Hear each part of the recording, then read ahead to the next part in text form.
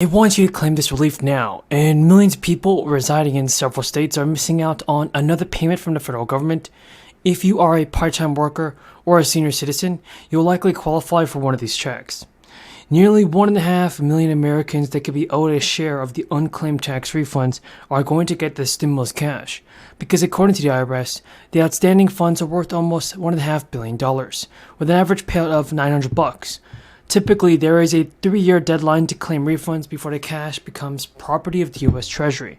But because of the crisis, there has been an extension for the tax returns. It means taxpayers have until July 17 to claim the money back. And according to the IRS, Texas residents are owed the most, with an estimated 135,000 residents in the state sitting on an average of $924. It's totaling over $141 million. The state-by-state breakdown calculated by the agency shows that California residents have the second highest sum of possible refunds, with $141 million potentially owed to 145,000 people.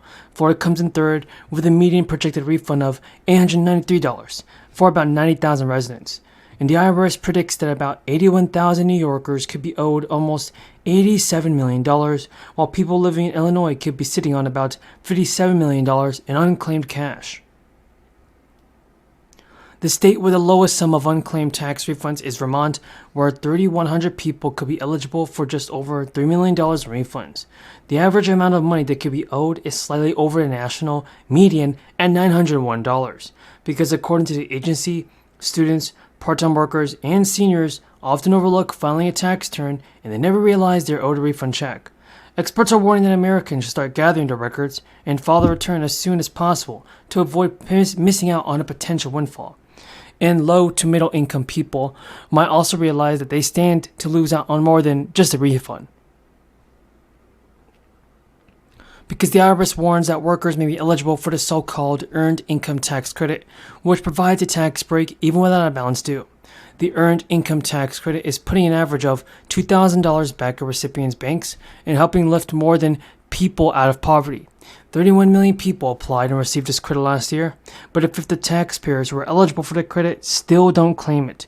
Tax credits can help reduce how much you owe or how much you can give a refund for.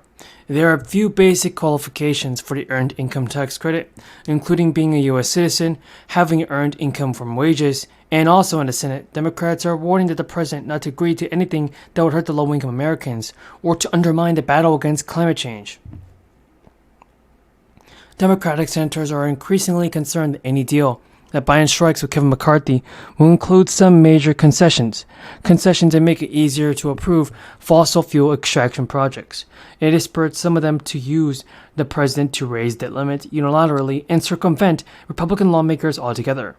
Democrats had urged Biden for months not to negotiate with McCarthy over the bill to raise debt limit. The president followed that advice for months, but he changed his course this week. And now there are several Democrats that have said that they will not vote for any legislation that will go against the promises they made to the American people. More relief bills need to be passed in Congress. Chuck Schumer has also confirmed that he's been having private conversations with 2 holdout Democratic senators on making big changes to the filibuster. Schumer even admitted that pushing through a rule change like this at least would be an uphill climb, but a climb that needs to be made to help the American people. And changing the filibuster is actually an idea that is supported by several Senate Democrats that want to get President Biden's bill passed as quickly as possible. And there are Republicans and a few Democrats that are currently standing in the way of passing Biden's economic agenda. The Senate has a long-standing practice of allowing any one senator to object to proceedings, and what's generally referred to as a filibuster can pause action and even on votes. This is what is known as a filibuster, and as the country and Congress has grown more partisan, the filibuster has actually become a key practice used by both parties. Year by year, everybody, more and more senators threaten to wage filibusters to block legislation. Overcoming filibusters can take days, if not weeks. Even without a senator holding the floor, filibusters have forced senators into all-night and weekend votes to advance the bill. And that happened during the passage of the Affordable Care Act. So it would make a huge difference if the filibuster is actually removed from the Senate. But do you think it should be done? Tell me your thoughts on this, everybody. I want to see President Biden do a better job in helping out the American people with the fourth stimulus check. He definitely must do this. And if you guys agree with me, then comment down below. So I'm actually keeping an eye out on the House of Representatives and the Senate, and all members of Congress on what they say about the fourth stimulus bills. Thousands of small businesses have been hit hard by this crisis, and so Congress could definitely be looking into providing stimulus payments for small business owners. Lawmakers also need to send more financial aid to senior citizens and SSI, SSDI, and RRB beneficiaries. So there are many measures of the past day stimulus packages that are unfortunately not in effect right now. It is very possible that lawmakers will still reinstate these measures.